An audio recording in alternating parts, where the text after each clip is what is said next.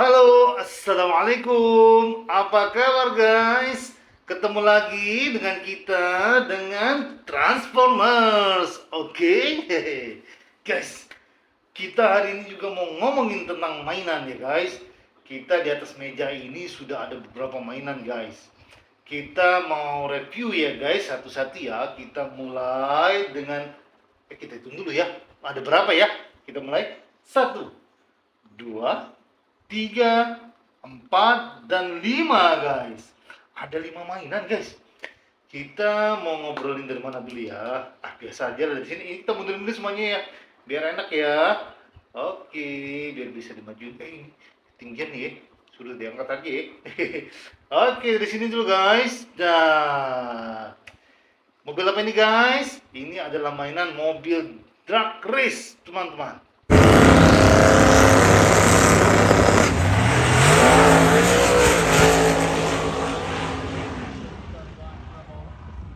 Puts it off at 462, 129. Ya, mobil drag race ini adalah mobil yang memang diperuntukkan untuk apa ya, dikendarai di lintasan trek lurus atau di perlombaan ya, istilahnya perlombaan trek lurus, tapi jaraknya pendek, guys. Jadi mobil ini memang dimodifikasi atau dibuat mobil yang memiliki kecepatan dan performa yang tinggi, guys. Ya, jadi memang kalau di lintasannya memang dia diadu kecepatannya, guys. Siapa yang paling cepat, guys? Ya, mobil ini ya memang sengaja dimodif ya, guys. Dan modifnya juga kadang-kadang waduh, jadi gila-gilaan nih, guys, modifikasinya. Karena benar-benar dirancang atau dibuat yang memang untuk benar-benar kecepatan, guys. Jadi siapa yang paling cepat, dialah yang pemenangnya. Biasanya untuk permainan di lomba drag race ini biasanya menggunakan mobil sport atau bisa juga mobil supercars ya, guys, namanya. Yang jelas mobil-mobil itu ya mobil nggak murah, guys, mobil mahal semua. Mobil sport mahal, apalagi supercar lebih mahal lagi ya, guys. Nah, ini karena mobil ini digunakan di trek yang lurus, terus kecepatannya sangat tinggi, maka pengendara mobil ini memiliki potensi risiko keselamatan yang sangat besar, guys. Makanya sebagai panitia pengorganisir perlombaan drag race harus benar-benar memastikan lintasannya memang benar-benar aman, tidak licin, dan sehingga memberi rasa keamanan bagi pengendaranya, guys. Soalnya ini resikonya adalah nyawa, guys, karena saking kencengnya mobil-mobil ini, guys. Bahkan kalau kita sering nonton filmnya atau video-videonya, bahkan ada saking kencengnya, dan mobil ini kadang-kadang dibuat lebih ringan, guys. Agar apa? Jadi bebannya dibuat ringan, jadi mobil ini bisa jauh lebih kencang. Akan tetapi kadang-kadang saking dia bobot sama kecepatannya nggak berimbang, mobil ini kadang-kadang langsung melayang, guys, saking kencengnya tuh. Wah, dan itu membahayakan sekali bagi para sopirnya, pengendaranya, guys. Makanya harus dipastikan aman ya di dalam lomba drag race ini, baik kendaraannya maupun lintasannya harus benar-benar dipastikan aman. Oke, selesai. Kita ganti, kita mundurin lagi, guys. Oke, ini ada binatang, guys. Taram! Dah. Ini bentuknya memang kurang cakep ya. Tapi nggak apa lah, cuman ada ini. Tapi yang penting teman-teman udah tahu ya ini apa. Ini adalah kuda, guys.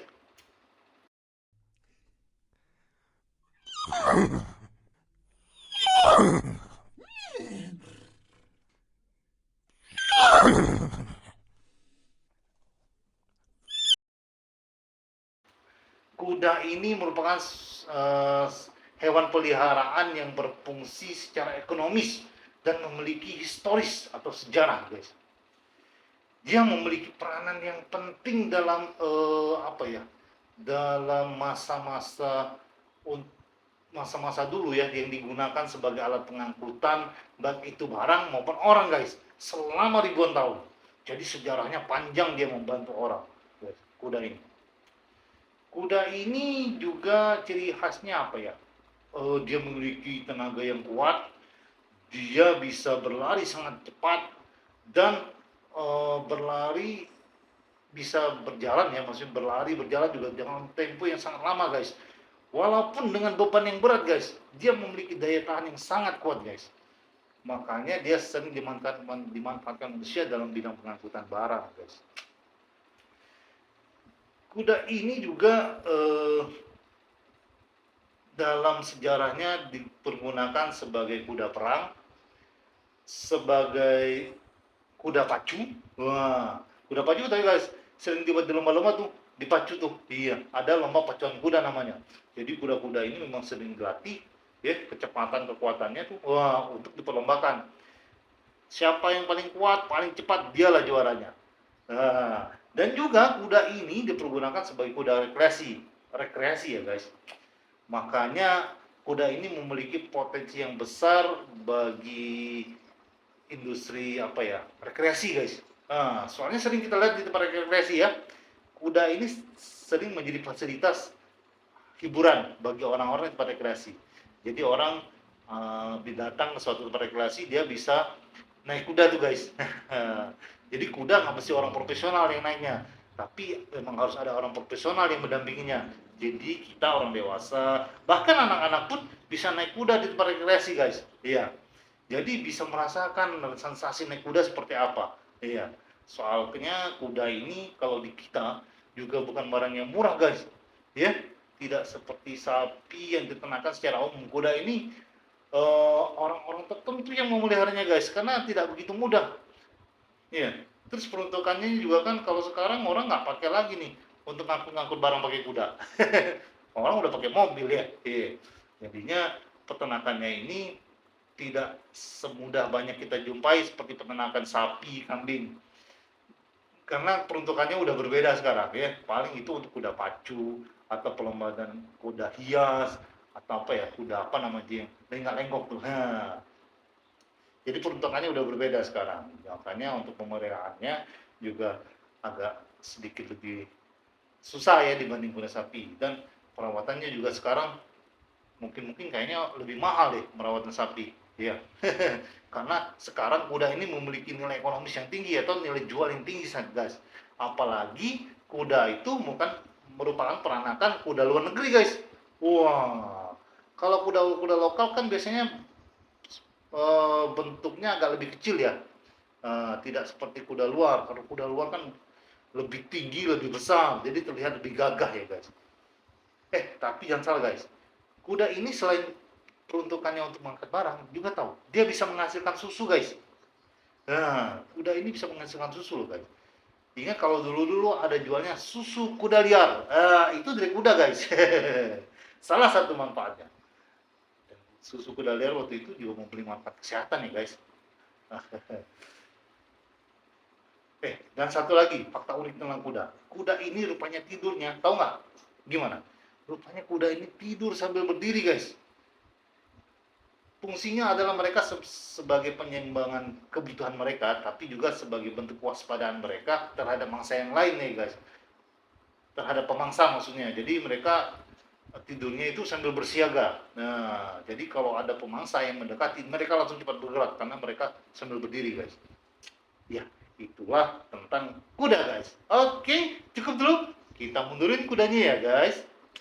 Oke. Ini alat yang besar guys, ini alat berat ya. Mungkin sebagian udah pada tahu ya guys. Ini adalah excavator guys.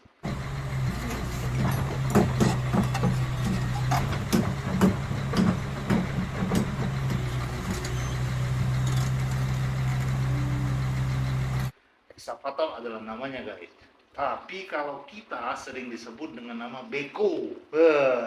Tapi sebenarnya beko itu berasal dari bahasa Inggris, namanya backhoe. Nah, tapi kita menyebutnya beko kalau orang Indonesia. Excavator atau backhoe ini merupakan suatu alat berat yang berfungsi untuk menggali guys. Salah satu fungsinya itu bisa menggali parit ya, menggali lubang atau membuat lubang ya. Bisa juga dia untuk menghancurkan gedung, bisa juga untuk meratakan permukaan tanah guys ya. Terus mengangkat dan memindahkan material guys. Jadi dia angkat nih, dipindahin dari sini ke sini misalnya.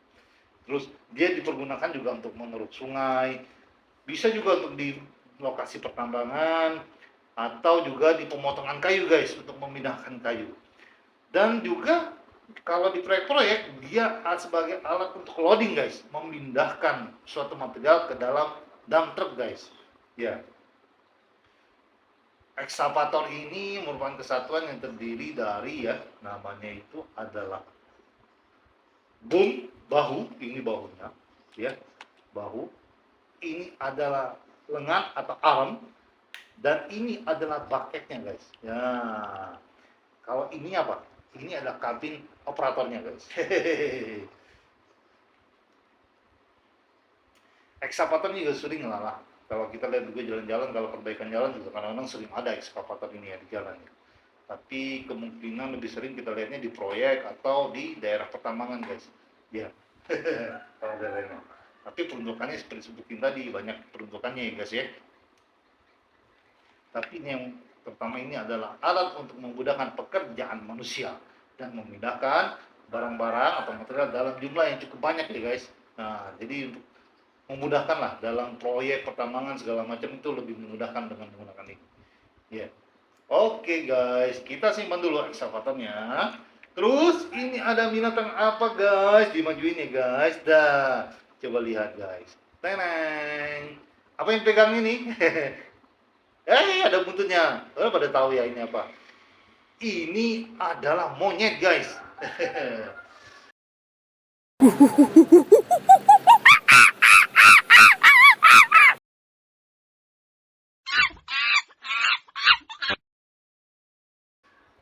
Monyet ini merupakan salah satu dari 200 spesies primata berekor. Nah, yang membedakannya dengan kera adalah ini guys, buntutnya atau ekornya. Ya, kalau kera dia tidak memiliki ekor, tapi kalau monyet dia memiliki ekor guys.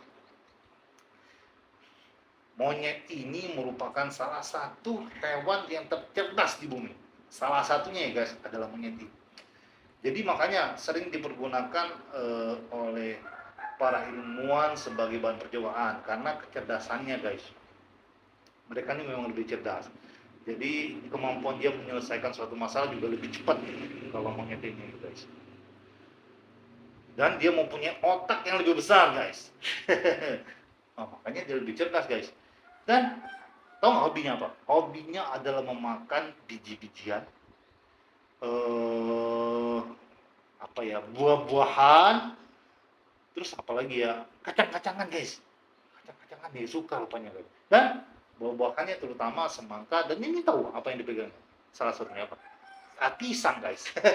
Dia juga penyuka pisang ya guys. Jadi monyet ini memang banyak juga dipergunakan manusia juga guys untuk apa ya, pekerjaan sehari-hari. Kita bisa lihat juga kadang-kadang dia membantu manusia ya, mungkin mengerjakan pekerjaan sehari-hari. Monyet ini bisa dilatih untuk membantu manusia karena pintarannya guys. Oke guys, kita mundur dulu monyetnya. Oke, ini ada apa nih? Wah guys, ini apa? Ini adalah truk pemadam kebakaran, tapi ini jenisnya yang berbeda. Ini adalah pemadam kebakaran berjenis Bronto Skylift guys. With handheld remote, allowing visibility of all outriggers during the setup. Since there are no jack pins, setup is quicker, and congested areas are possible with the Bronto's variable jacking. This feature automatically adjusts the operational Ya, Bronto Skylift ini sebenarnya merupakan suatu merek dagang ya guys, Bronto Skylift. Tapi bentuknya dia seperti bukan tangga, tapi dia bukan hidrolik nih guys. Fungsinya tahu nggak?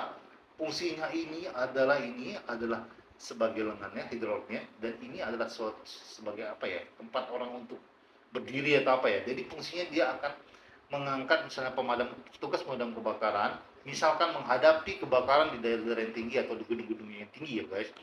Jadi pemadam kebakarannya berada di sini guys.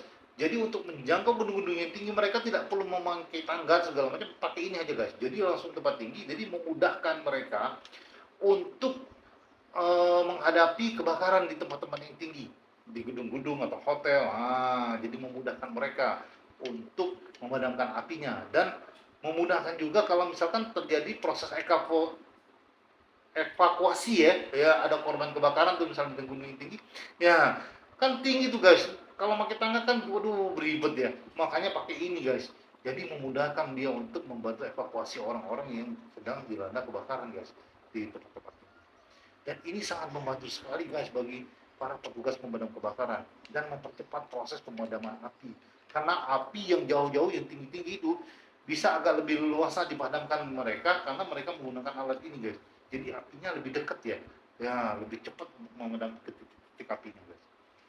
Jadi ini memang suatu mobil truk Speed ini memang sangat-sangat membantu sekali dalam membantu petugas pemadam kebakaran. Tentunya. Oke deh guys, cukup segini dulu ya guys. Kita nih beruntus kayaknya kita mundurin lagi ya.